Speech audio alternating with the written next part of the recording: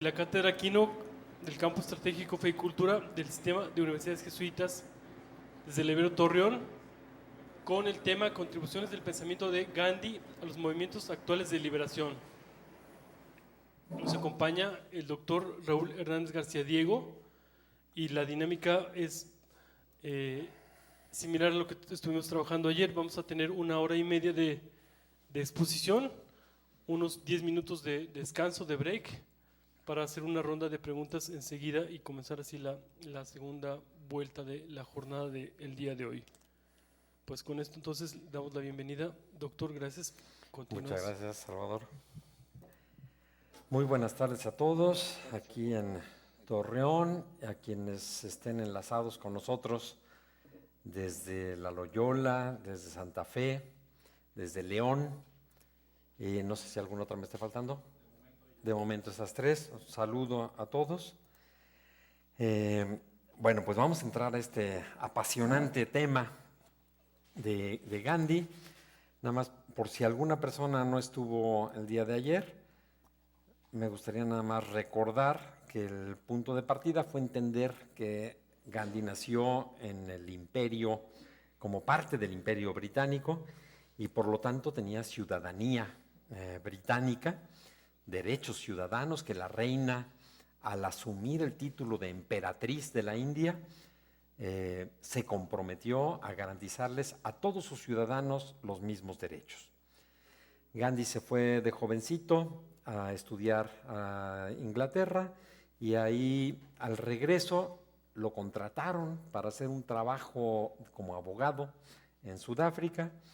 Llegó a Sudáfrica, hecho todo un gentleman, elegantito, creidito, o sea, listo para comerse el mundo. Cuando llegó a la India se impactó al encontrarse de frente y sufrir la humillación del racismo, lo cual lo dejó profundamente marcado el resto de su vida. Fue aventado de un tren por atreverse a viajar en primera clase, siendo indo. Y después de 2 años de estar viviendo ya ahí en Sudáfrica, visitó el monasterio trapense de Marian Hill, del cual platicamos el día de ayer abundantemente, un monasterio que le dejó a Gandhi lo que él llamó una impresión duradera.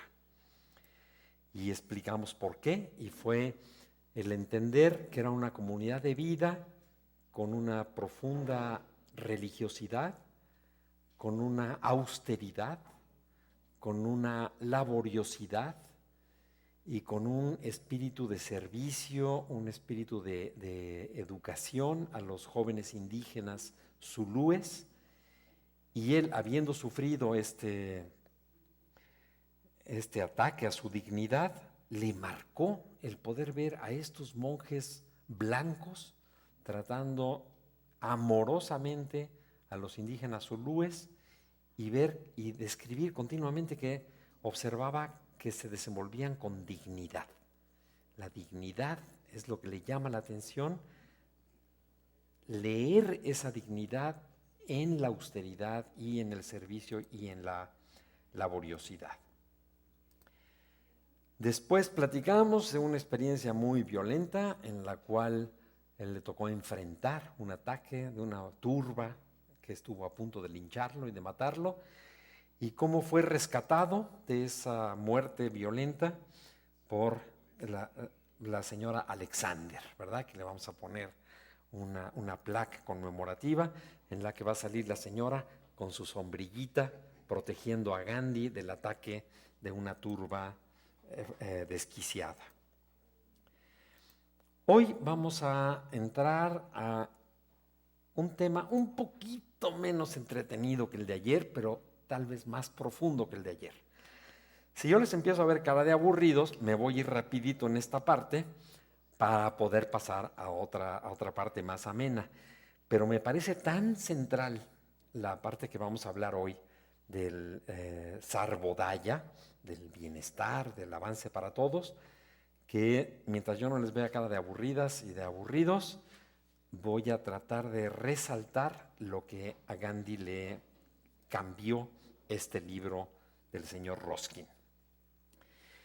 Estamos, si me regreso nada más a ver el encuadre histórico, estamos aquí en Sudáfrica, de 1893 a 1914, justo hasta la Primera Guerra Mundial. En este periodo estamos hablando. En 1903, o sea, 10 años después de haber llegado a Sudáfrica, Gandhi abrió su despacho de abogado en Johannesburgo cuando tenía 34 años de edad. Y luego fundó su primer periódico, que se llamó Indian Opinion, la opinión de los indos. Gandhi decidió fundar que fue su primer periódico en Sudáfrica, para resolver la necesidad imperiosa que él sentía de tener comunicación con toda la comunidad de los indos, por una parte, y de los europeos bien intencionados con los cuales él quería jalárselos de aliados, lo cual él calificaba el estar comunicados con los ciudadanos británicos, como decía, como un verdadero propósito imperial.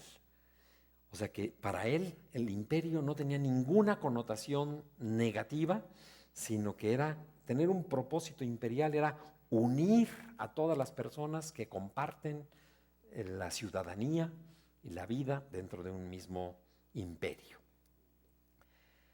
En la cuarta parte de sus experimentos, de su libro, que se llama Mis experimentos con la verdad, pone un capítulo, el capítulo 18, y lo titula El mágico hechizo de un libro.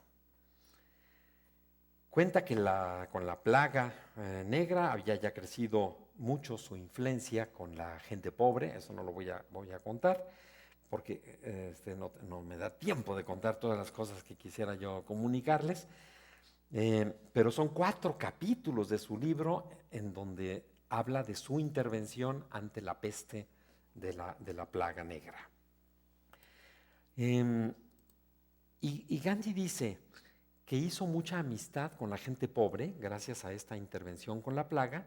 Y fíjense qué frase tan especial pone: llegaron a ser tan cercanos que sumaron considerablemente a mis obligaciones morales.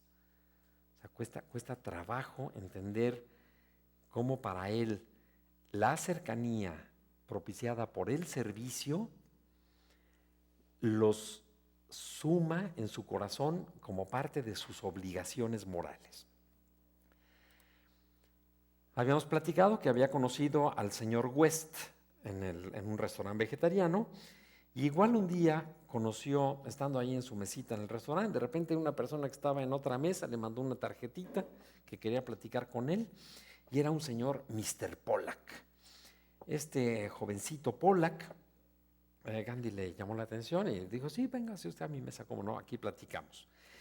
Y este jovencito se presentó como subeditor de un periódico, The Critic, que nadie conocía. Era algo muy pequeñito, pero le dijo que leyó una de las cartas de Gandhi sobre la plaga y que eso le hizo nacer un fuerte deseo de conocerlo y de platicar con él. Dice Gandhi que se cayeron tan bien mutuamente que esa misma tarde ya eran grandes amigos, y dice: parecíamos sostener visiones semejantes en las cosas esenciales de la vida. O sea, sintió una empatía total y profunda, ¿sí? No solo simpatía, sino empatía de las visiones de la vida. Dice Gandhi: a él le gustaba la vida simple.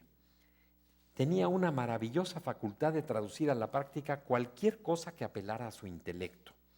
Además, algunos de los cambios que él había hecho en su vida eran tan prestos como radicales. O sea, era un jovencito aplicado, pragmático, inteligente, que cautivó a Gandhi porque se identificaba con las propias cualidades que él tenía. En el año 1904, o sea, apenas un año después de fundar el periódico, Gandhi empezaba a preocuparse por la situación económica del periódico Indian Opinion.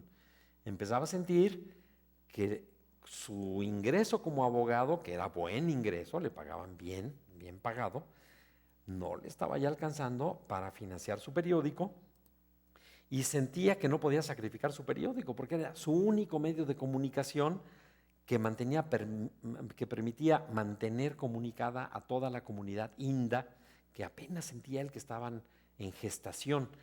Porque fíjense qué difícil, es un periódico, comunicación escrita, para comunicarse con indos que llegaban de los más pobres, analfabetos, y que unos andaban por ahí tendiendo vías muy lejos y otros andaban por ahí en las minas escarbando carbón y acero, que era lo más importante para la época, y era el medio de comunicación que tenía Gandhi con ellos.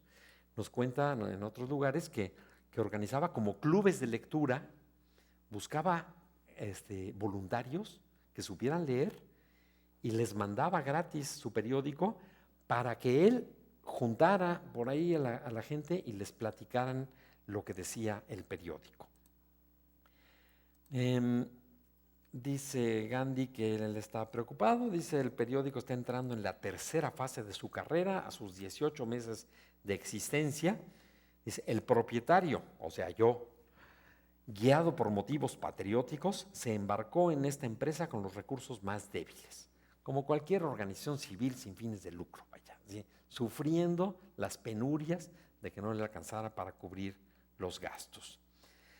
Dice, tuvo que depender para la edición del periódico de apoyo puramente voluntario y no pagado.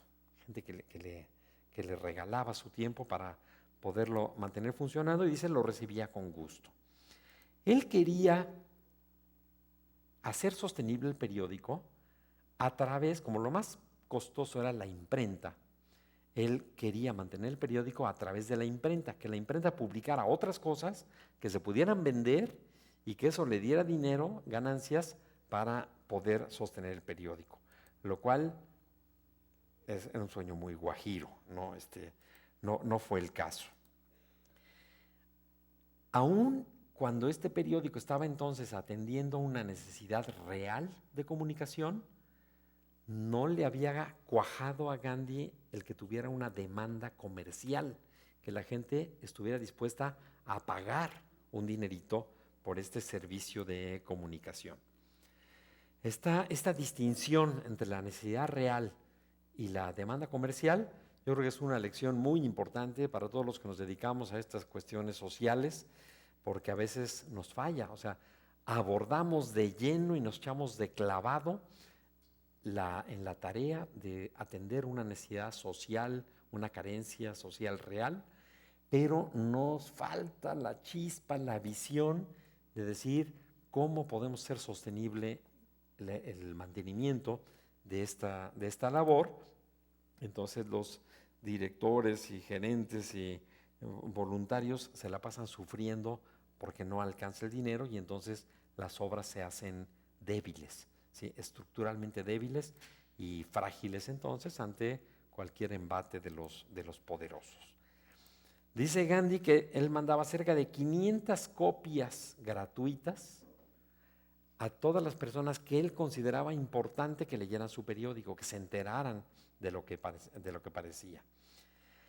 Había buscado apoyos del Congreso Indo en Natal y pues algo le daban, y también una asociación británico-inda, o sea, los británicos simpatizantes de los indos, también le aprobaban ciertos fondos para estos envíos gratuitos.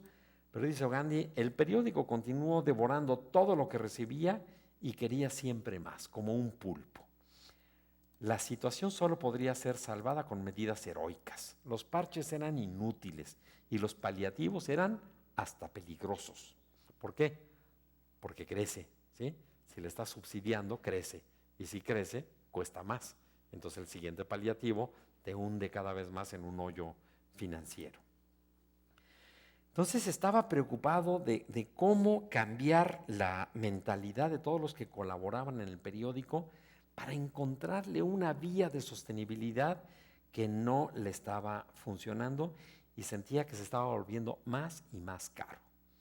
Su amigo, el señor West, era el que era el subeditor, del periódico y le mandó un reporte alarmante, diciéndole que, pues usted me perdonará, pero eso de que iba a haber hasta ganancias aquí, porque no le ofreció un sueldo, le dijo, se va a llevar usted una parte de las ganancias. Y entonces el señor West se fue con esa finta y a la hora que le mandó un recado le dijo, oiga, pues me temo que no solo no va a haber ganancias, sino que prepárese usted para aguantar una buena pérdida. Le dice, los libros de contabilidad no están en orden, ¿sí? Esta frase yo creo que a mí me marcó, porque el primer libro que mi esposa Gisela y yo escribimos fue sobre contabilidad. Se llama La contabilidad es cosa de juego, por sentir que en las organizaciones sociales y civiles siempre la cuestión económica es frágil y las cuentas generalmente son un verdadero desastre.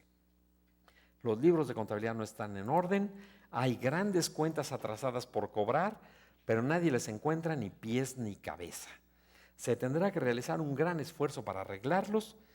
Todo esto, le dicen, no debería alarmarlo, no es mi intención, porque trataré de enderezar las cosas lo mejor que pueda. Yo permaneceré aquí, ya sea que haya ganancias o no. El señor West había dejado su propio periódico para venirse de aliado de Gandhi en el periódico Indian Opinion. Y dice Gandhi, el señor West pudo haberse ido cuando descubrió que no había ganancias y yo no lo hubiera podido culpar. De hecho, él tendría derecho a acusarme por haberle descrito el negocio como rentable sin tener pruebas adecuadas. Sin embargo, nunca profirió siquiera una palabra de queja. Tengo, sin embargo, la impresión, dice Gandhi, confiesa, de que este descubrimiento llegó a que Mr. West me considerara bastante crédulo, bastante confiado. Yo simplemente había yo aceptado los cálculos que me mandaban los anteriores encargados sin tener el cuidado de examinarlos. Hoy me doy cuenta de que un trabajador público, fíjense, un trabajador público, o sea, él no era funcionario, pero sí ya se asumía como un servidor público, un trabajador público. Dice, un trabajador público no debería hacer aseveraciones de las cuales no esté seguro. O sea, recuerden su pasión por la verdad. Entonces, hacer una afirmación de la cual no está seguro es un atentado contra la verdad, ¿sí? Porque permitir que un hombre crea algo de lo cual uno no ha verificado completamente pone en riesgo la verdad. Y me duele confesar que a pesar de este conocimiento no he dominado aún mi hábito de credulidad, de lo cual es responsable mi ambición de hacer más trabajo del que puedo manejar. ¿Será que les suene conocidos a ustedes? Que siempre estemos metidos en más cosas de las que podemos manejar. Dice, esta ambición ha sido frecuentemente una fuente de preocupación, más para mis colaboradores que para mí mismo. Al recibir la carta de West, Gandhi se le debe haber caído la cara de vergüenza de haberle prometido un negocio rentable y que resulta que iba a tener pérdidas. Entonces dijo, ahorita mismo salgo a Natal. Él estaba ya viviendo, dijimos, en Johannesburgo. Dijo, voy a tomar el tren, eran 24 horas para llegar a Natal, para atender esta urgencia económico-contable que me está describiendo el señor West. Lo acompañó al tren su nuevo amigo, el señor Pollack, y le ha de haber preguntado, oye, ¿tiene algo para leer en el camino? No, pues nada, oye, pues llévese este librito. Y le dio un librito de un señor Ruskin, se escribe Ruskin con K, que se llama Unto This Last, y que podríamos traducir al español como A este último. El libro, dice Gandhi, fue imposible de dejar de lado. Una vez que lo empecé, me atrapó. Me llevé las 24 horas del viaje leyendo a Ruskin. No pude dormir nada esa noche. Y llegando al día siguiente a Natal, decidí cambiar mi vida de acuerdo con los ideales del libro. Órale, yo dije, órale, este libro de Ruskin ha de estar buenísimo, porque le cambió la vida en un día a Gandhi. Dice Gandhi que él no era gran lector, que en su carrera pues leía puros libros de textos, que nunca en su vida profesional tenía en realidad tiempo libre para leer, estaba agobiado de chamba. Dice, entonces no me siento un gran no puedo acreditarme gran conocimiento de libros. Sin embargo, dice que no se perdió de nada. O sea, como que no era gran lector. Dice, porque los poquitos libros que leí, los pude meditar mucho y sacarles mucho provecho y digerirlos cuidadosamente. Dice, pero de todos los libros que leí, el que trajo una transformación instantánea y práctica, fíjense, Simsalabim, instantánea y práctica, fue Unto This Last. Tanto que lo traduje al gujaratí y lo titulé Sarvodaya, que quiere decir el bienestar de todos. Así lo traduce Gandhi, el bienestar de todos. Pero el editor de las obras completas de Gandhi lo traduce más bien como el avance de todos, ¿sí?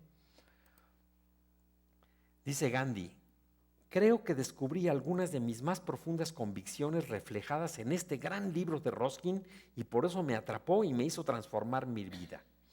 Un poeta es alguien que puede extraer el bien latente del pecho humano. Los poetas no nos influyen a todos por igual, ya que todos han evolucionado, ya que no todos han evolucionado en la misma medida. Las enseñanzas de a este último, a mi entender, dice Gandhi, son, y les pido que pongan mucha atención porque nos va a revelar el gran secreto que le cambió la vida. Dice, 3 enseñanzas. 1, que el bien del individuo está incluido en el bien de todos. 2, que el trabajo de un abogado tiene el mismo valor que el de un barbero, en tanto que todos tienen el mismo derecho de ganarse su sostenimiento por medio de su trabajo. 3, que una vida de trabajo, es decir, la vida de un labrador de la tierra y el artesano, es una vida digna de vivirse. Esos son sus 3 aprendizajes. Y todavía nos comenta, yo creo que entusiasmado, dice, la primera de estas ya me la sabía, que el bien individuo está en el bien de todos. La segunda, ya la había vislumbrado vagamente, o sea que el valor de la vida de diferentes profesiones es igual. Y dice, pero la tercera nunca se me había ocurrido. Es decir, que la vida de un labrador pueda valer lo mismo que la de un artesano, esa nunca se me había ocurrido. Me levanté, dice, a este último, el libro, me hizo tan claro como la luz del día que la segunda y la tercera estaban incluidas en la primera. Órale. Me levanté al amanecer listo para poner estos 3 principios en práctica. Ahora bien, yo les pregunto a ustedes, desde aquí hasta Santa Fe, ¿ustedes creen que estas 3 verdades le pueden cambiar la vida a alguien? O sea, ¿de veras le cambió la vida a Gandhi enterarse que el bien del individuo está incluido en el bien de todos, que el trabajo de un abogado vale lo mismo que el de un barbero y que la vida de un labrador es igual que la vida de un artesano? A mí me suena como que no, o sea, yo no sé ustedes qué opinan, pero yo, de leer la descripción de Gandhi de las enseñanzas de ese libro, a mí no me cambiaría ni de calcetines, enterarme de estas 3 grandes verdades. Entonces digo, una de dos, o no estoy entendiendo lo que Gandhi quiere decir con esto, o Gandhi no está sabiendo comunicarnos lo profundo que estaba captando él como para que declare que le cambió la vida mágicamente y al instante. Entonces, Gandhi, lo bueno es que él dice que hizo una traducción y una síntesis en 9 artículos que publicó en su periódico Indian Opinion en 1908, o sea, 4 años después de esa transformación. O sea, leyó, se transformó, cambió su vida, y sí la cambió, en serio, y después, 4 años después, escribió el resumen del libro de Gandhi. Y este es el que vamos a revisar hoy, con un poquito de miedo de mi parte de que se nos haga pesado.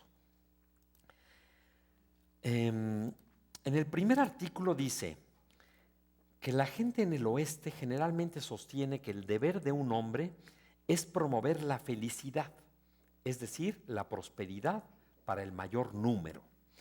Esto es en esencia la enseñanza del utilitarismo. El utilitarismo es la doctrina filosófica que le da, filosófica económica, que le da soporte al neoliberalismo, ¿sí? O sea, todo lo que estamos padeciendo en el mundo actual es culpa de estos chicos malos de esta película.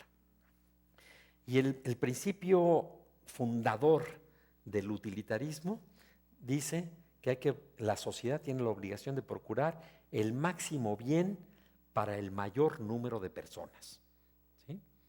Suena bonito, ¿no? O sea, suena hasta como modesto decir, bueno, vamos a hacer lo más que se pueda para la mayoría de las personas. Entonces, suena bonito y hasta parece como digno de aplauso, tanto que le hemos seguido la corriente durante más de 200 años, desde que Jeremy Bentham formuló este principio del utilitarismo, de hacer el máximo bien para el mayor número posible. ¿Por qué es tan peligroso este pensamiento que a primera vista suena tan inocuo, suena tan aceptable, hasta razonable? Pues porque, ¿qué pasa con el que no quedó en el mayor número posible? ¿Qué pasa con las minorías? O sea, es como aquellos chistes de la televisión en que uno cree que se está ganando todo y al final no se gana nada y le dicen, lástima, Margarito, ¿no? O sea, sentiste que tenías ya el bienestar en tus manos, perdiste todo y lástima, Margarito, ¿sí? Eso es lo que provoca el utilitarismo en las sociedades desde el 1789 hasta hoy, 225 años después, ¿sí? Es un lástima, Margarito, tú no quedaste en la mayor cantidad de gente que pudimos ayudar. Te tocó ser de los que no pudimos ayudar. Lástima, o sea, de veras no es mala onda de mi parte, ¿sí? Simplemente no te tocó, no alcanzó para ti. Esa es la esencia un poquito caricaturizada para resaltarlo, el grandísimo peligro de esta teoría del utilitarismo. Y a esa se está refiriendo Ruskin cuando dice, la gente en el oeste generalmente sostiene que el deber de un hombre es promover la felicidad, es decir, la prosperidad para el mayor número. Por felicidad se quiere significar exclusivamente la felicidad material, es decir, la prosperidad económica. De hecho, los utilitaristas, su nombre viene de que todos los bienes, dicen, son cosas útiles. Entonces, su unidad de medida es útil, ¿sí? Un útil. Yo te doy 3 útiles, te doy 5 útiles, te doy 20 útiles. Quiere decir, como si fuera una moneda, la utilidad, que tú pudieras intercambiar. Alguno será más artista y va a comprar canciones, obras maestras de la música, y otro será más glotón y va a comprar comida. O sea, es como la unidad de cambio, la unidad de medida, son los útiles en el utilitarismo. Pero dice, si en la búsqueda de esta felicidad moral se violan las leyes, no importa mucho. ¿Por qué? Porque ya estamos cumpliendo nuestro fin, hacer el máximo bien para el mayor número posible.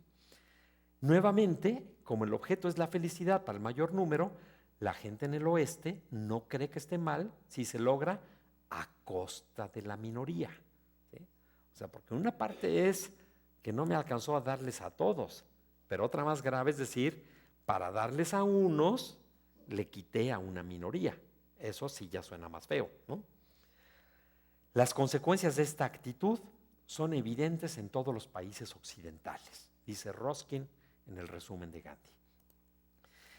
Ruskin estaba influido por el cooperativismo, y el cooperativismo, ya se quedaron con esta fecha en la mente, de 1789, año de la Revolución Francesa.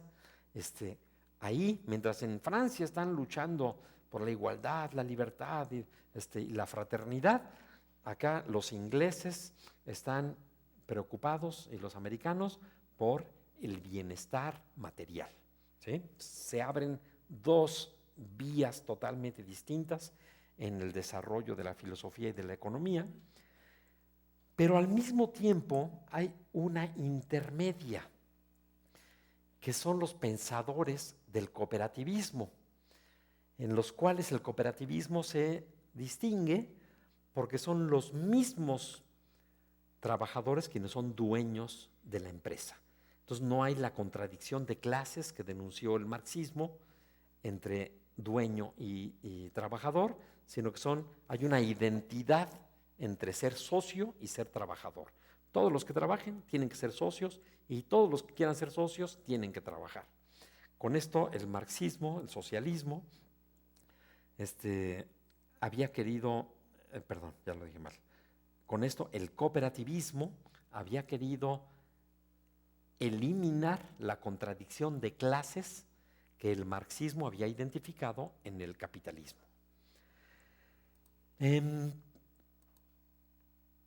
Ruskin era un pensador, filósofo, economista, y estaba muy inquieto por encontrar soluciones reales y éticas al problema de la economía.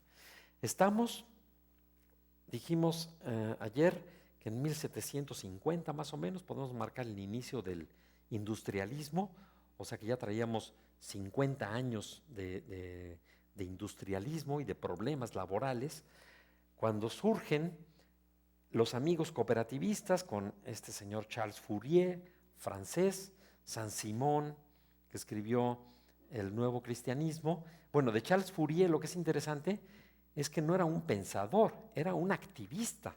Fundó comunidades cooperativistas que él llamó los falansterios.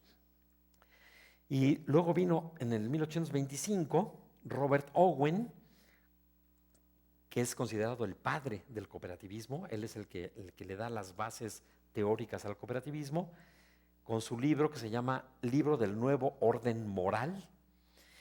Y fíjense que también él fundó una primera comuna. O sea, los cooperativistas tienen la cualidad especial de que se parecen más a Gandhi, que no andan en el rollo teórico, sino que escriben, son pensadores, pero aplicando, ejecutando. Falansterios, cooperativas, empresas colectivas, son activistas. Luego vino este señor Philippe Boucher, discípulo de Saint-Simon, que era sacerdote católico. Luego vino Louis Blanc, que también era seguidor de Saint-Simon y de Boucher, y él es el primero que formula que la solución a los problemas sociales es el trabajo asociado. O sea, que la persona esté unida, su naturaleza de trabajador y su carácter de ser socio, dueño de los bienes de producción.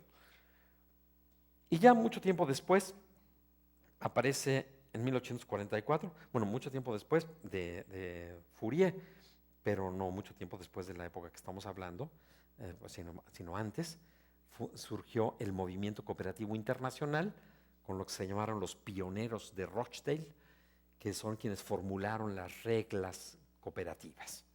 Entonces, no tengo tiempo de platicar de esto, pero nada más quiero que tengan en la mente que cuando vayamos repasando a Ruskin tiene de un lado frente a sí los abusos del capitalismo industrial que ya era bastante salvaje, ¿sí?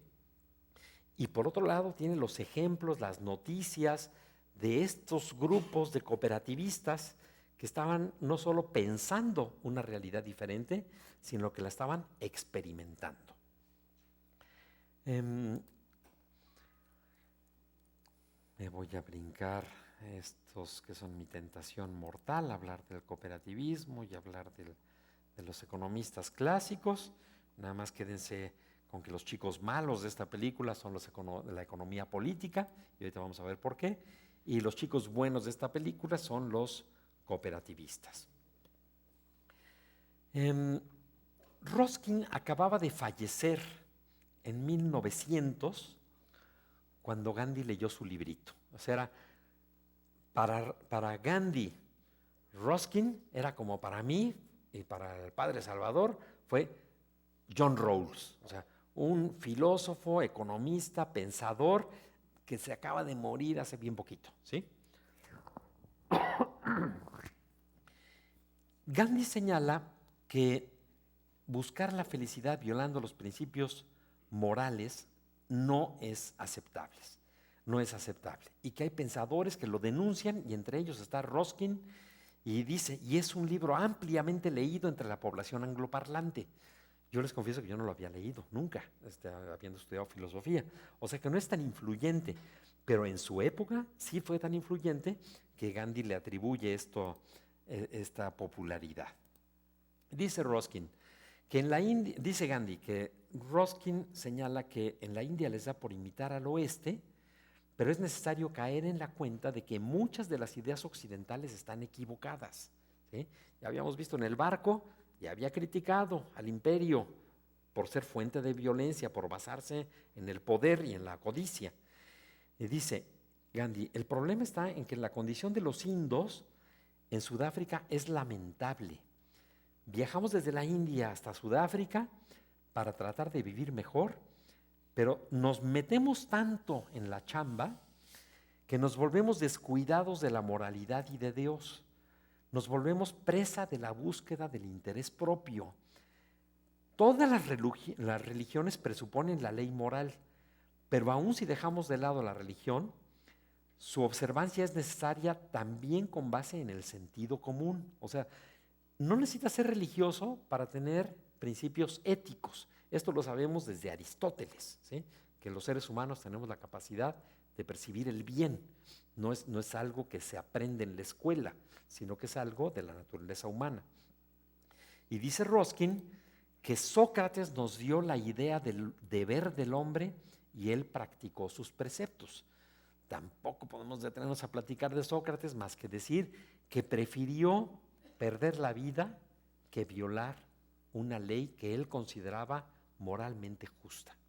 Entonces prefirió morir que violar su deber moral. Y a los que les haya dejado con curiosidad, estúdiense un poquito de Sócrates.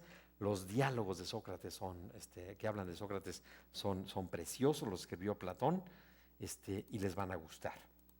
Entonces Gandhi dice, voy a escribir un resumen de este libro Unto This Last, pero no explica ni siquiera de dónde sacó el título. Y es que el título original viene de la palabra de los viñadores, de la parábola de los viñadores. Cuando salen a buscar trabajadores y les ofrece un denario por su trabajo del día, a los que llegan temprano, luego le faltan más trabajadores, sale a buscar al mediodía a otros y se los trae a trabajar, y al atardecer siente que todavía no va a acabar la chamba y contrata a unos que llegan apenas a trabajar un ratito antes de oscurecer, y a la hora de pagar les da su denario a los que llegaron apenas tarde y su denario a los del mediodía, y a la hora que llega a pagarles a los de tempranito en la mañana, que trabajaron todo el día, le reclaman al viñador y al dueño de la viña, y le dice, oye, pero pues ¿cómo es posible que me quieras pagar a mí lo mismo que le pagaste a estos cuates que acaban de llegar? La verdad, ni se han fatigado. Y el dueño dice, oye, ¿y qué no tengo yo derecho de hacer lo que yo quiera con mi dinero? O sea, ¿yo cuánto te ofrecí por tu trabajo de un día? No, pues un denario. ¿Y cuánto te di? Pues un denario. Entonces, ¿qué me discutes, no? O sea, no tienes absolutamente nada que reclamar. Yo ya te di lo que es justo, lo que te toca. Ahora, lo que yo quiera hacer con mi dinero, con otros trabajadores, eso no es asunto tuyo, ¿sí? Entonces, con permisito, y ahí nos vemos. Eso está en el capítulo de Mateo, en el capítulo 20 de Mateo, y es el título del libro de Ruskin. Y Ruskin nos empieza a explicar por qué. Gandhi no lo explica para no darle crédito a los cristianos, ¿no? O sea, era un profundo creyente en el cristianismo, pero se sentía hinduista, sentía que era como traicionar a su religión el darle demasiado crédito a los evangelios de Jesús. Ruskin escribe una primera sección de su libro que se llamó Las raíces del honor. Y adivinen qué hizo Gandhi. Le cambió de título y le puso Las raíces de la verdad, ¿sí? Como para confirmarnos que en su mente no hay nada más profundo que la verdad, y ahora nos va a platicar cuáles son las raíces de esa verdad. Entonces, en este primer artículo del Sarvodaya, el bienestar de todos, dice él, las supuestas leyes de la economía no es que estén mal. Dice, lo que están mal son las premisas de las cuales se siguen estas leyes. Si yo saco premisas equivocadas, pues las conclusiones van a estar erradas también. Entonces, pero no es culpa de quien sacó las conclusiones, de los pobres economistas, sino que es culpa de quien puso las premisas equivocadas, es decir, los filósofos. Si los filósofos ponen premisas equivocadas, las consecuencias de los economistas van a ser nefastas.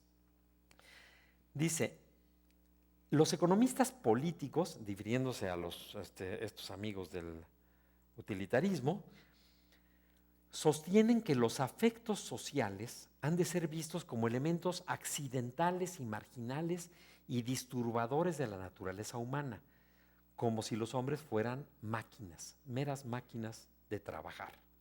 Entonces, los economistas dejan de lado todos los afectos y los cariños y todo, y dicen, no, vamos a ver la gente cómo trabaja, por qué trabaja, la ley de la oferta y la demanda, y al final, cuando ya tengamos las leyes de este modelo simplificado, ahora sí los vamos a aplicar a la vida real.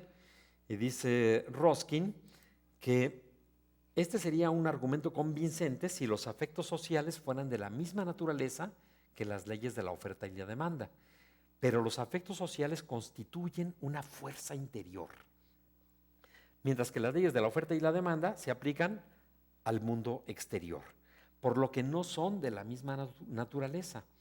El afecto tiene diferente clase de efecto en el hombre y actúa de manera diferente. Cambia la naturaleza humana. Por el afecto cambia nuestra naturaleza. Y el conocimiento de las leyes de intercambios no nos sirven de nada para determinar los efectos de los afectos sociales del hombre. Parece trabalenguas, ¿no? O sea, si yo le quiero quitar los afectos a la persona y mandarla al trabajo, así como decir, cuelga tu sombrero y cuelga tus afectos aquí, y adentro de la fábrica eres una máquina de trabajar, y cuando termines de trabajar, te vuelves a poner tu sombrero y te vuelves a poner tus afectos y sales a trabajar, a vivir tu vida de familia y de sociedad. Entonces, este fue el primer artículo. En el segundo artículo de Sarbodaya, con la misma epígrafe de Las raíces de la verdad, ilustra que es falso querer despojar a las personas de sus afectos. Y dice, porque el ser humano es predominantemente un alma con afectos. No le podemos quitar los afectos y dejarlos en el perchero y luego recogerlos en la tarde. El elemento determinante de las relaciones productivas debe ser la justicia, la cual incluye los afectos humanos.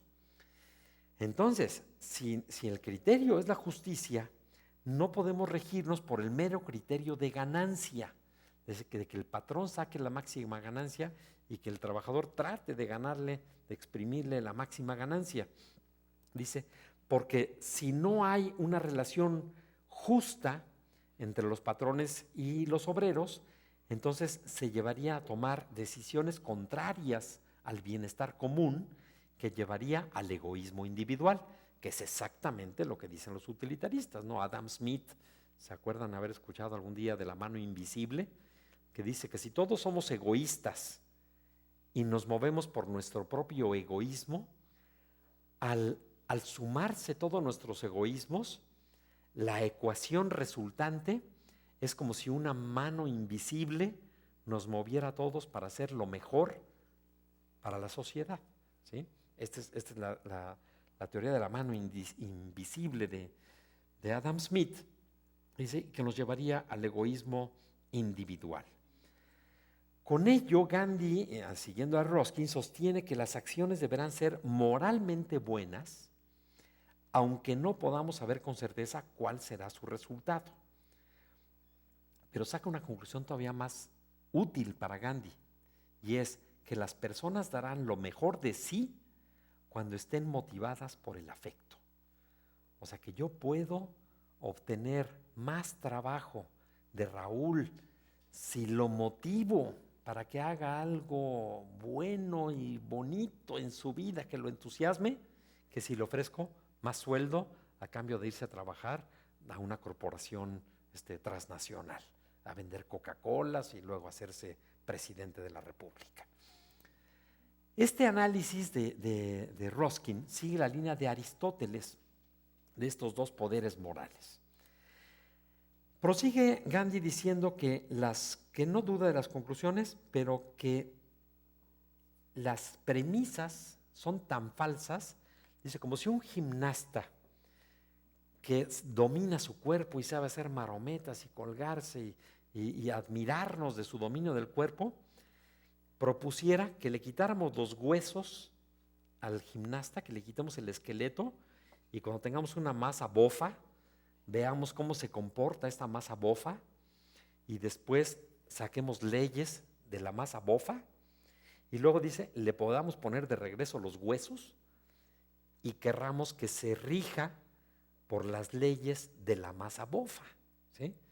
Suena muy grotesco el ejemplo, pero por burdo, pues creo que es bastante revelador. Es decir, no se le pueden, quiere explicar Ruskin, no se le pueden quitar los huesos a una persona, extraer leyes de cómo se comporta sin huesos y luego querer aplicárselos a un gimnasta que tiene carne y hueso, ¿sí? Es lo mismo en su mente, es igual de absurdo que querer quitarle los afectos a las personas, analizarlo como máquina de trabajar y luego aplicarle estas leyes de la oferta y la demanda como pretenden hacerlo los economistas políticos. Y dice, ¿cómo puede ser aplicable esta ciencia al hombre, la economía, en el cual el alma es el elemento predominante?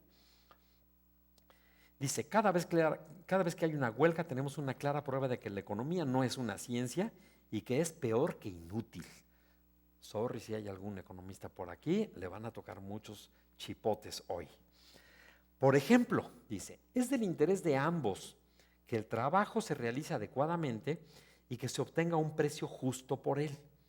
No beneficia al interés del empleador pagar salarios tan bajos como para que sus trabajadores sean enfermizos y deprimidos. Entonces, le interesa que estén sanos y fuertes sus trabajadores. Dice, tampoco beneficia al interés de los trabajadores exigir un salario tan elevado sin tomar en cuenta que a la fábrica le alcance para pagar el dinero de las materias primas y de los salarios y pueda funcionar, porque va a llegar a la quiebra. Entonces dice, es del interés de los dos que uno pague más de lo que quisiera y no, como dirían los economistas, pagar lo menos que se pueda. Dice, y al trabajador no debería de exigir lo máximo que pueda y extorsionando con un chantaje al dueño de la empresa. Dice, porque la empresa va a quebrar y entonces el propio trabajador se va a quedar sin chamba. Y fíjense todavía el extremo que llega. Dice, si el propietario no tiene suficiente dinero para reparar las ruedas de la maquinaria, estaría obviamente mal que el trabajador reclame salario completo o aún exija cualquier salario.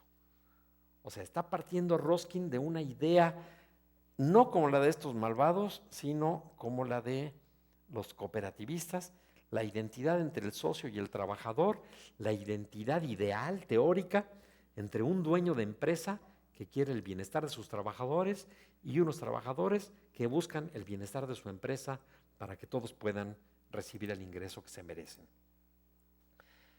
Entonces, dice que nunca fue la intención de Dios que los asuntos de los hombres se condujeran bajo los principios de ganancias y pérdidas de la oferta y la demanda. No sé cómo conoció bien la intención de Dios, pero dice, es la justicia la que debe proveer la base. El hombre debe abandonar, por lo tanto, toda idea de buscar sus intereses siguiendo a la eficiencia sin importarle las consideraciones morales.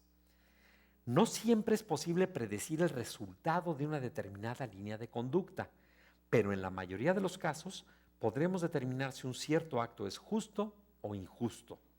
También podemos afirmar que el resultado de una conducta moral deberá ser bueno, aunque no podemos predecir cuál será el resultado o cómo surgirá.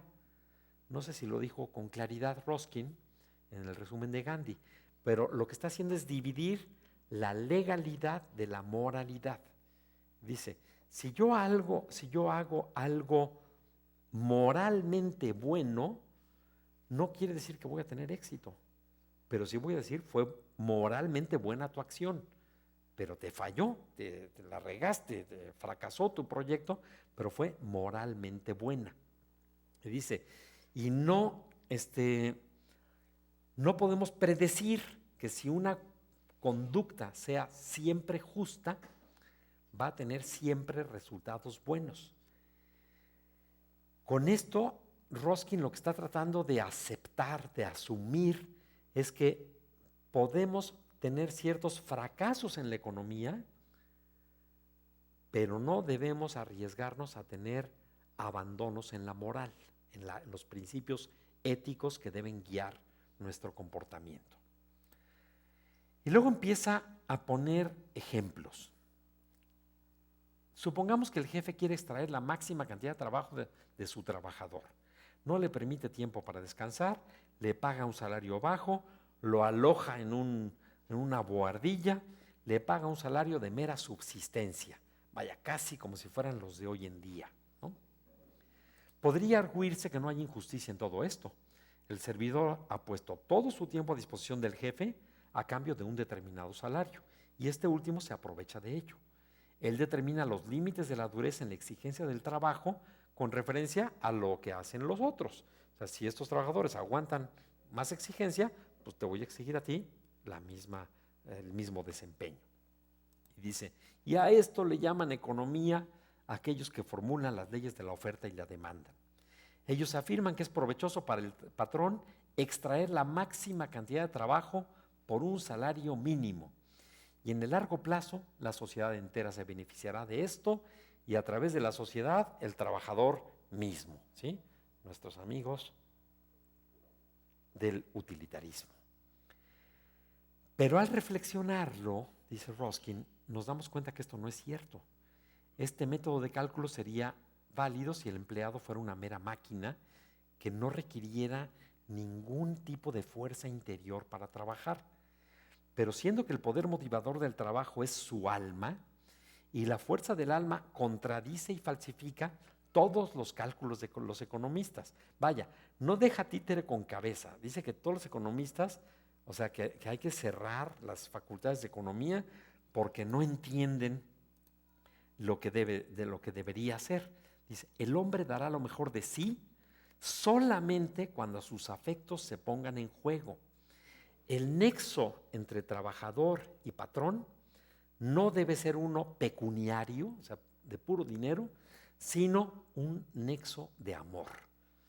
Nos puede sonar exagerado, nos puede sonar romántico, pero aquí él está tratando de basarse en la naturaleza humana, o sea, está queriendo asumir un principio de que la naturaleza humana es buena, que tiene el principio de la justicia, que tiene afectos, que se puede motivar por medio del amor y por lo tanto el nexo ideal entre un trabajador y su patrón debería ser de amor. En el siguiente capítulo, en el siguiente artículo, presenta ejemplos de casos en los que personas subordinadas trabajan mejor si están movidas por el afecto. Y propone revolucionariamente, estamos en 1800, propone que se establezcan salarios mínimos industriales. No existían, o sea, no había regla, sino que cada quien pagaba lo que se dejara, lo menos que aceptara el trabajador, que se le llama la ley de acero de los salarios, que quiere decir que siempre los salarios bajarán al nivel mínimo de subsistencia. Y segundo dice, ojalá se establezcan salarios mínimos industriales y que se brinde seguridad en la conservación del trabajo. Y dice, estas dos cosas van a incrementar la rentabilidad del trabajo en el largo plazo. Y yo creo que ahorita que vemos la crisis del capitalismo, porque mandaron todos los empleos a China, porque allá cobraban más barato, hoy sí podemos decir que Ruskin tiene razón, ¿sí? Que en el largo plazo, nada más que fue el largo plazo de 200 años, no fue un largo plazo de 10 años, en el largo plazo, querer pagar salarios de hambre va a ser perjudicial para toda la sociedad, como está pasando ahorita con todos los jóvenes condenados al desempleo y que no hay, los estudios de Europa dicen que jóvenes que hayan perdido su empleo ahorita con la crisis del 2008-2009 no van a conseguir empleo el resto de su vida, ¿sí? Porque para cuando se empiece a reponer la economía ya van a haber pasado 8 o 9 años y dentro de 8 o 9 años la ciencia y la técnica va a haber evolucionado tanto que un egresado que nunca haya tenido trabajo, que no haya tenido experiencia laboral, no va a conseguir empleo porque sus conocimientos van a ser obsoletos. Dice, la verdadera ley es que si comparamos dos patrones con igual inteligencia, el obrero de aquel que se ha inclinado a la simpatía trabajará mejor que aquel que no lo sea tanto. Me voy a brincar unos poquitos. Dice, pero si un patrón es una persona calculadora que solamente muestra amabilidad para obtener esta expectativa de mayor ganancia a sus trabajadores, probablemente acabará desilusionado. La amabilidad debe ser ejercida por la amabilidad misma. La recompensa vendrá entonces como algo no buscado.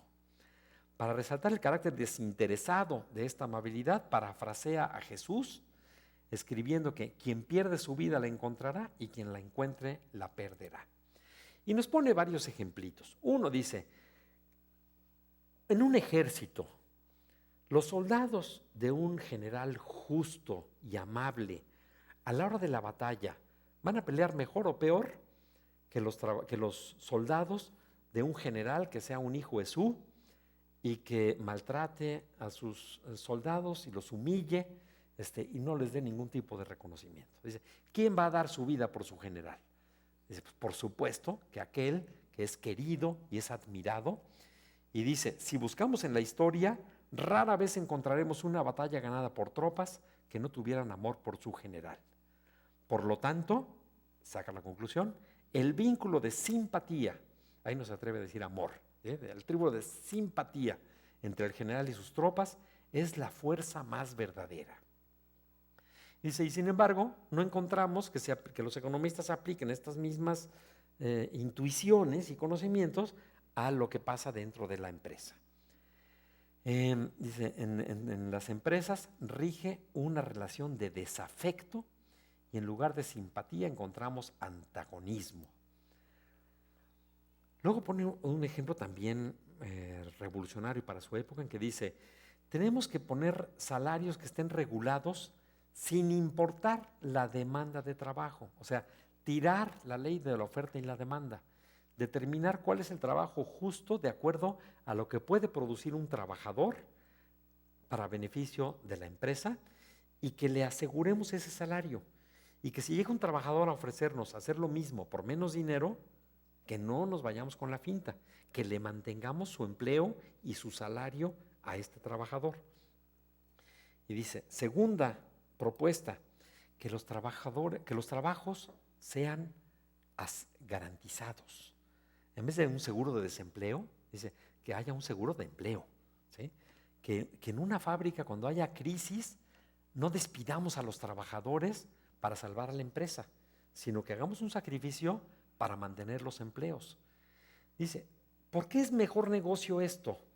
Dice, porque si un trabajador tiene la seguridad de tener un empleo y va a tener la seguridad de que por este empleo va a recibir un salario que le alcance para satisfacer las necesidades de su familia, ese trabajador va a dar la vida como el soldado por su general, ¿sí?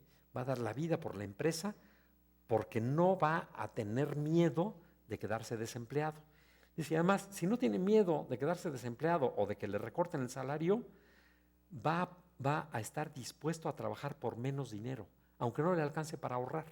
Se va a quedar contento porque dice, la seguridad me la da el tener mi empleo y la seguridad de mi empleo me lo da la empresa y por lo tanto yo voy a vincularme afectivamente con la empresa que me da esta estabilidad para que pueda yo mantener a mi familia. Esto para esa época era muy, muy revolucionario y aún para ahorita. A nuestros diputados acaban de discutir que se haga el seguro de desempleo y que además lo tenemos que pagar con nuestra propia cuenta del Infonavit, ¿verdad? Nosotros mismos vamos a pagar nuestro seguro de desempleo. Ruskin diría, no piensen en seguros de desempleo, piensen en seguros de empleo. O sea, piensen en que el dinerito que vaya a aportar o el Estado o la cuenta individual del Infonavit, que se invierta no en mantener a la gente desempleada, que se invierta en tener a la gente productiva para que se ganen su ingreso con dignidad, ¿sí? En el siguiente capítulo la arremete ahora contra los comerciantes. Dice que los comerciantes, analizados desde el punto de vista de la economía, dice, el comercio es siempre asociado con falta de escrúpulos y reflexiona que siempre se asume que el comerciante esté movido por su propio interés y aun cuando tenga una función social útil, se da por sentado que su único objetivo es llenar sus propios cofres. Y dice, se acepta, al igual que se acepta que el trabajador se le pague lo menos, dice, también se acepta que el comprador ofrezca el precio más bajo posible y el vendedor deba solicitar y aceptar el precio más alto. Dice, este principio debe ser abandonado y sigue siendo el principio que rige las bolsas de valores y todo nuestro comercio de comprar barato para vender caro. Dice, esto no es comercio sino robo.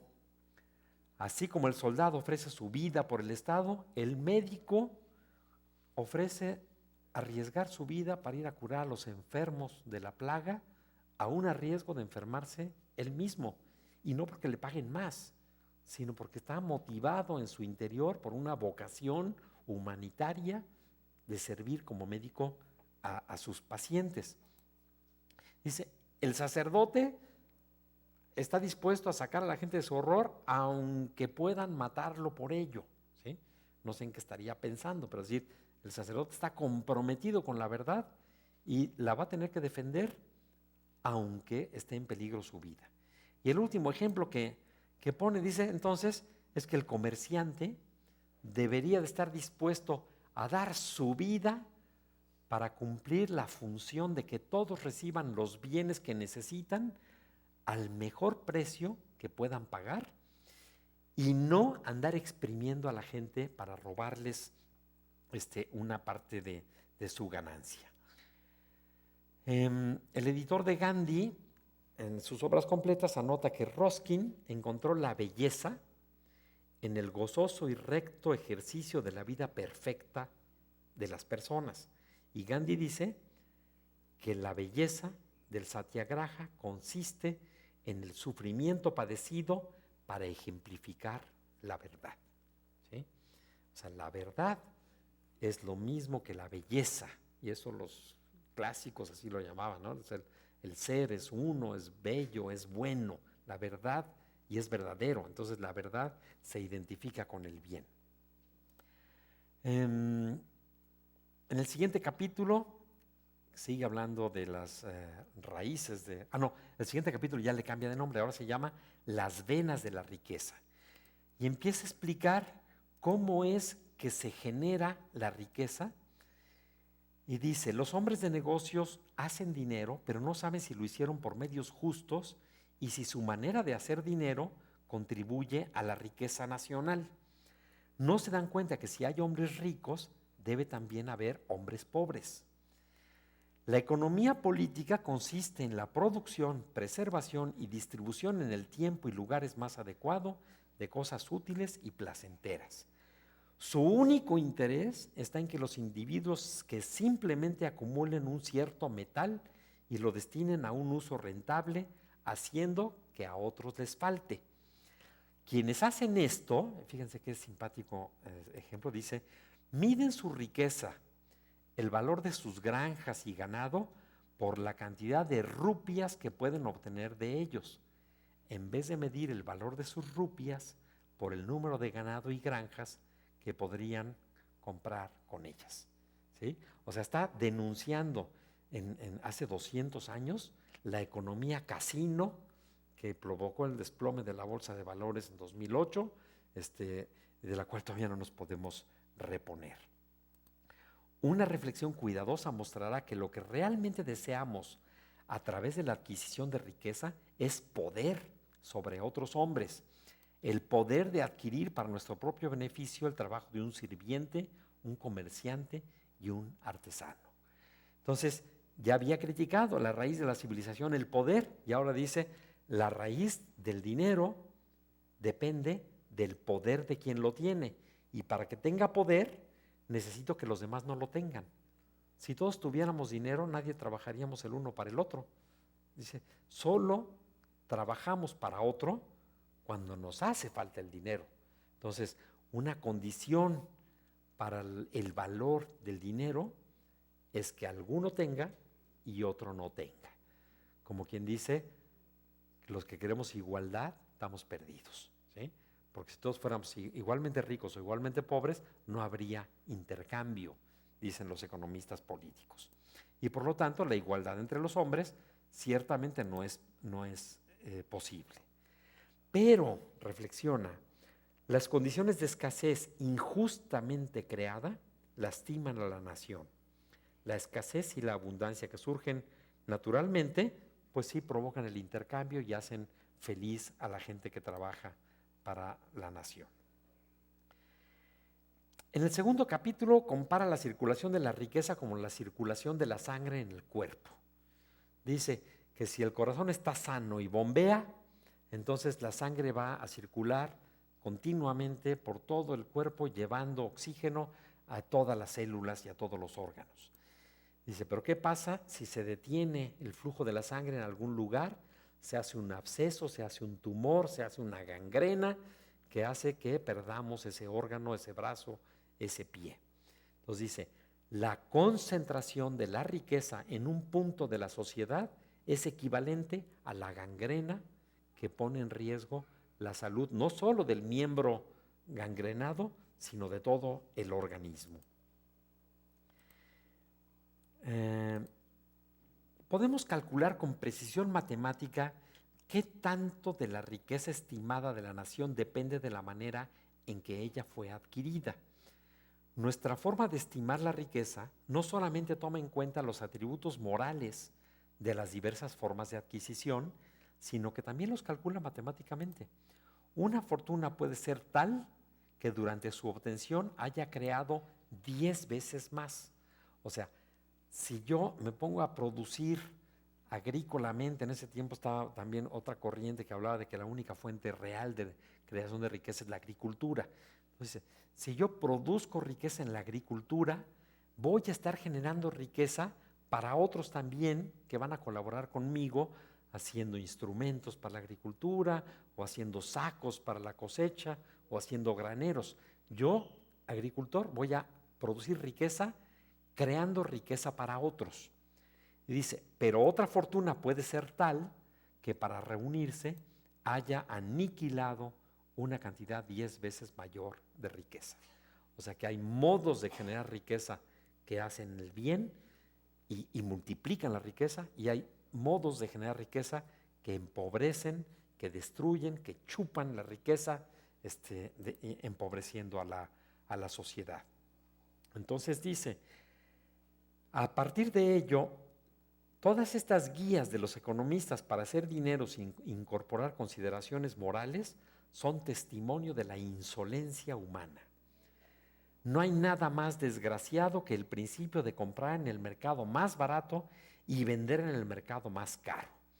Dice, si hay un incendio y se quema un bosque, el carbón va a ser muy barato, ¿sí?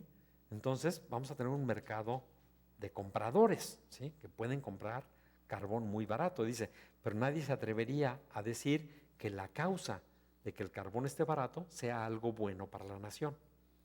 Y pone otro ejemplo, supone que haya un temblor como el de hoy en la mañana y que se derrumben todas las construcciones, que en ese tiempo pues todo era de piedra, ¿no? Unidades de piedra pegadas ahí con argamasa. Dice, cuando todo está destruido en la ciudad, los materiales de construcción son bien baratos, ¿sí? Todo el mundo quiere dinero y está dispuesto a vender sus materiales de construcción. Dice, y nadie se atrevería a decir que la barata de los materiales de construcción estén generando riqueza para la nación, ¿no? Porque son fruto de una destrucción. ¿Voy bien o está pesadito esto? ¿Voy bien o no? A ver, levanten la mano los que sí le están siguiendo la pista a esto. Ok, entonces le seguimos un ratitito más. Podemos comentar que más de 100 años después de estos escritos, vemos que siguen vigentes los mecanismos injustos de acumulación que a Ruskin le escandalizaban y que Gandhi vibró cuando leyó todas estas cosas, ¿sí? Esto, si se fijan, ya es muy distinto de las 3 disquelecciones que nos transmitió Gandhi. Aquí Gandhi está entendiendo los secretos de una economía ética, de una economía sana. En el siguiente capítulo dice que si la premisa mayor es que el valor del dinero consiste en la capacidad de comandar el trabajo humano, por lo que si éste pudiera obtenerse sin pago, no habría necesidad del dinero. La premisa menor, para hacer un silogismo, si se constatan ejemplos de que podemos obtener trabajo voluntario, como los que hacen ustedes, sin necesidad de pago, entonces el poder moral es más efectivo que el poder del dinero. ¿Sí? El poder moral es más efectivo que el poder del dinero.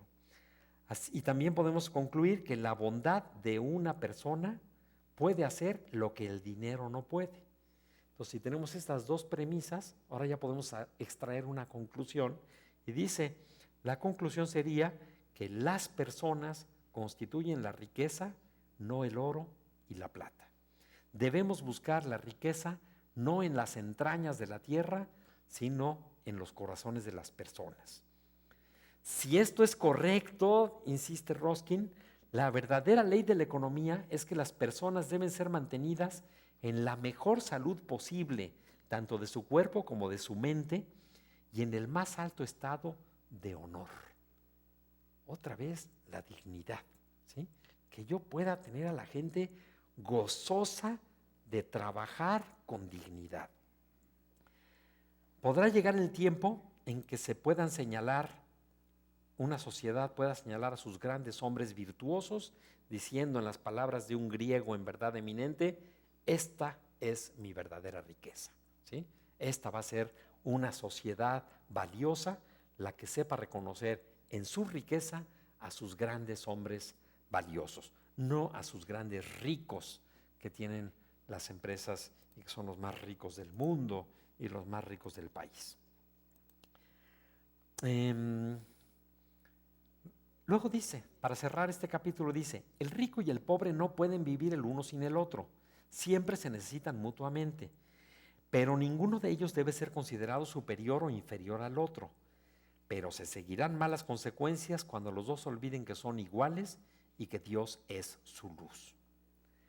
En el penúltimo capítulo, y me estoy queriendo ir rápido para no arriesgarme a que pierdan el interés, en este capítulo de Sarbodaya, la mejoría de todos, aborda cómo debe ser la remuneración del trabajo y el pago de los bienes, para concluir que deben basarse en la justicia y no solamente en la legalidad.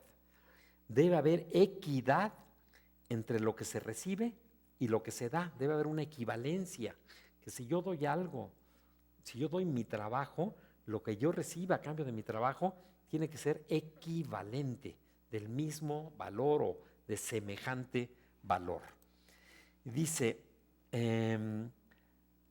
si esto lo podemos hacer así, que le paguemos a la gente lo justo y no solo lo que la ley nos permite, la verdadera competencia de los trabajadores sería por desarrollar sus habilidades para conseguir mejor trabajo y no la competencia por andarse ofreciendo por un precio menor, ¿sí? Era lastimoso ver a los trabajadores que para conseguir chamba en un lugar pedían un salario, no se los daban, en la siguiente puerta pedían otro salario menor, tampoco se lo daban, y se iban bajando la oferta de su trabajo por un salario menor hasta que era tan ridículamente bajo que apenas alcanzaba para comer, y entonces decían, órale, 3 pesos, órale, Por 3 pesos sí pásale a chambear.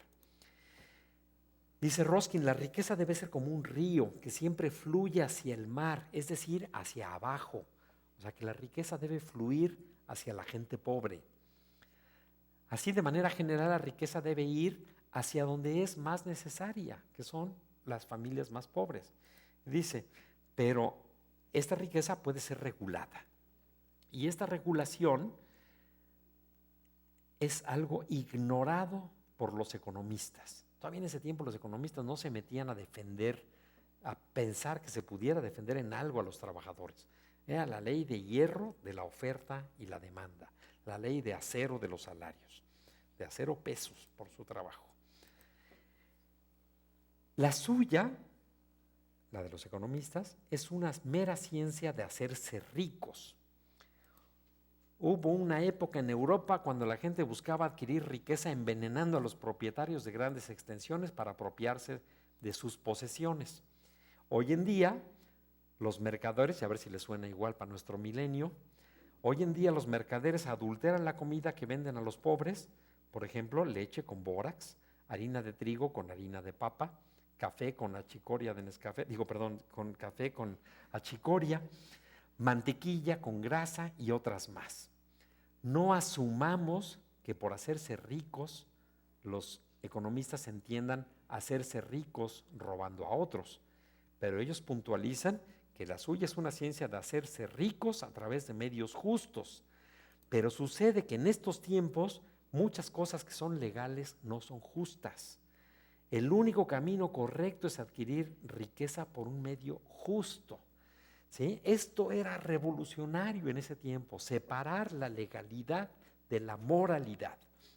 Hoy en día ya es algo muy, muy comprendido, muy aceptado, de que si hay una ley injusta, no debemos obedecer lo que diga esa ley, sino que debemos obedecer lo que nos marque nuestro sentido del bien y nuestro sentido de la justicia, aún desobedeciendo a esa ley que nos impone algo injusto. No es suficiente vivir bajo la ley de la oferta y la demanda. Dios ha dotado al hombre con entendimiento, con un sentido de la justicia. No debemos engañar y reducir a la mendicidad a la gente. No seamos canijos. O sea, Gandhi ha de haber estado eufórico leyendo todo esto. Él nunca había leído algo sobre economía, pero había vivido en Inglaterra, donde el utilitarismo era la corriente dominante, así como hoy en nuestros días el neoliberalismo es esa misma corriente dominante.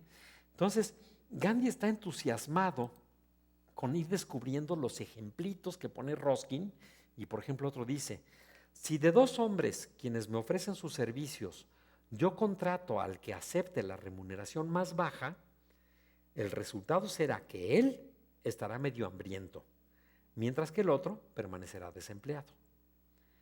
Y de otra manera, aun si le pago el salario pleno al trabajador a quien empleo, el otro seguirá desempleado, ¿sí? Entonces, el desempleo no lo resuelve el que yo pague más o menos, ¿sí? Ese es otro tema. Dice, el hambre ocurre cuando los debidos salarios no son pagados. Si yo pago salarios debidos, salarios justos, la riqueza acumulada, la riqueza adicional, no se acumulará en mis manos, sino que pasarán a las manos del otro, que recibe el pago justo por su trabajo. Dice, y además, él va a haber aprendido que la relación de pagar a otros debe ser regida por la justicia. Entonces, cuando a él le toque pagar por las verduras o por los zapatos o por la vivienda, él va a pagar lo justo, porque va a haber aprendido que la economía debe ser regida por criterios de justicia. Y la nación que tiene este sentido de justicia crecerá feliz y próspera en la dirección correcta. Y si esto es cierto, todos los economistas se encuentran absolutamente en el error. Esto le quedó tan grabado a Gandhi que muchísimos años después le preguntan, oye, ¿y para usted cuál es la economía correcta? Y él dice, yo no hago ninguna distinción entre economía y moral. Una economía que no sea moral difícilmente merece el título de economía, ¿sí? O sea, para él los criterios de la justicia metidos en la economía se convierten en algo indisoluble. Y eso, cuando yo tomé un diplomado ahí en la Flaxo de economía para entender estos asuntos, los maestros se desesperaban conmigo. Decían, Raúl, es que tú eres filósofo. No te estoy diciendo que así deben ser las leyes de la economía. Te estoy diciendo que así son las leyes de la economía, al igual que las leyes de la naturaleza. Dice, yo agarro esto y lo suelto, no es que yo quiero que se vaya para abajo, es que se va a ir para abajo. Y los economistas se creen que su ciencia es igual que la ciencia de la física, ¿sí? Y que sus leyes son igual de inmutables, igual de naturales que la fuerza de la gravedad. Dice, la correcta ley de la demanda y de la oferta debe asegurar el pago de un salario justo a su trabajador de acuerdo a su merecimiento. Me brinco esto. Por ello, un hombre de sabiduría sostuvo que donde Mamón es Dios, nadie adora al verdadero Dios. La riqueza no se puede conciliar con Dios. Dios vive solamente en los hogares de los pobres. Esto es lo que profesan los británicos, pero en la práctica ponen su riqueza por encima de todos. O sea, está haciendo la referencia a Jesús, de que nadie puede servir a Dios a dos señores, y dice, los británicos dicen eso, pero en la práctica se dedican a servir solamente al Dios de la riqueza. La verdadera economía es la economía de la justicia. Solamente puede ser feliz quien aprende cómo hacer justicia y ser recto bajo todas las condiciones de la vida. Y por fin llegamos al último capítulo. Noveno y un último capítulo que se llama ¿Qué es lo justo? Reafirma su convicción de que la riqueza son las personas y no la acumulación de bienes, por lo que el camino hacia el progreso, o sea, el sarvodaya, o sea, el bienestar de todos, o sea, que todos mejoremos, o sea, que este último mejore del Evangelio, que este último, el más pobrecito, mejore, el verdadero camino del progreso se alcanzará mediante la formación de las personas y no con la construcción de fábricas insalubres en torno a las cuales se expande la avaricia y la inmoralidad. Los economistas no toman en cuenta las leyes de los hombres, abandonan y dice, con esto ya vamos a llegar al descanso. En Inglaterra y otros lugares las fábricas se han multiplicado por la difusión de estas ideas de los economistas. Grandes números de personas dejan sus granjas y bonitos campos y se concentran en las ciudades. Abandonan el aire puro y fresco del campo y se sienten felices de respirar el aire inmundo de las fábricas. Como resultado, la nación crece más débil, se incrementa la avaricia y la inmoralidad. Los desmedrados trabajadores están esclavizados para que ellos puedan procurarse sus lujos. El trabajo, y esto lo subrayé, este es lo poquito que subrayé, el trabajo en la definición de Gandhi, en el sentido del real del término, es aquel que produce artículos útiles. Y son artículos útiles aquellos que sostienen la vida humana. Sostener la vida humana significa proveerse de alimentos, ropa, etcétera, para permitir que el hombre viva una vida moral y hacer el bien mientras viva. ¿Sí? Esta definición la vamos a repasar al ratito porque es la que le va a dar las pistas más claras de lo que debe hacerse en una comunidad de trabajo. Una vez que terminó esto, de escribir esto, Gandhi nos platica sus reflexiones, pero ahí, ahorita no lo voy a abordar eso, porque eso lo escribió 4 años después. Y yo quiero detenerme con ustedes a reflexionar esto que acabamos de ver, si ahora sí esto que leímos, si sí justifica que alguien cambie su modo de ver la vida, su modo de ver el trabajo, ¿sí? Y no se pierdan el próximo capítulo porque nos toca salir al descanso, ¿verdad? 15 minutos, vamos al descanso y regresamos para conectar por fin lo que vimos ayer de Marian Hill con lo que acabamos de ver ahorita del On to This Last de Ruskin. Hasta el ratito.